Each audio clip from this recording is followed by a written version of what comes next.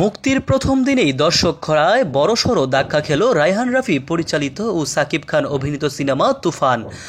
ঢাকাসহ সারা দেশে দর্শকদের উপচে পড়া ভিড়ে প্রেক্ষাগৃহ কাঁপিয়েছে যেই সিনেমা, সেটি পুরো উল্টো চিত্র দেখল কলকাতায়।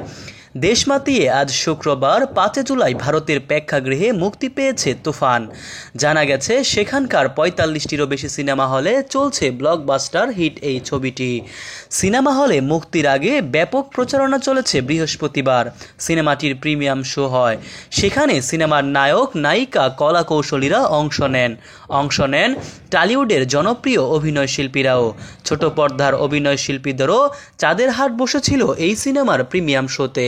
জমকালো প্রিমিয়ার শোর পর আজ যখন SBF প্রযোজনায় সংস্থাটি প্রেক্ষাগৃহে সিনেমাটি রিলিজ দিল, তখন তেমন দর্শক সাড়া পায়নি সিনেমাটি। ভারতের বিভিন্ন প্রেক্ষাগৃহ ঘুরে জানা গেল বিভিন্ন হলের টিকিট বিক্রির সংখ্যা।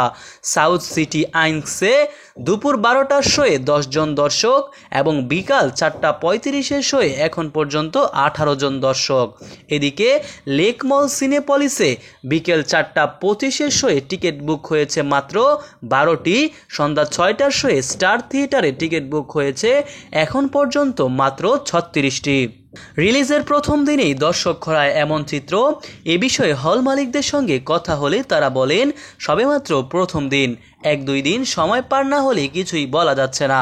সাপ্তাহিক ছুটি রোববারের অপেক্ষায় আছেন হল মালিকরা।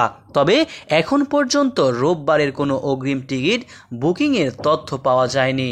মোহাম্মদ সায়েম সরকার, নিউজ বাংলাদেশ 64।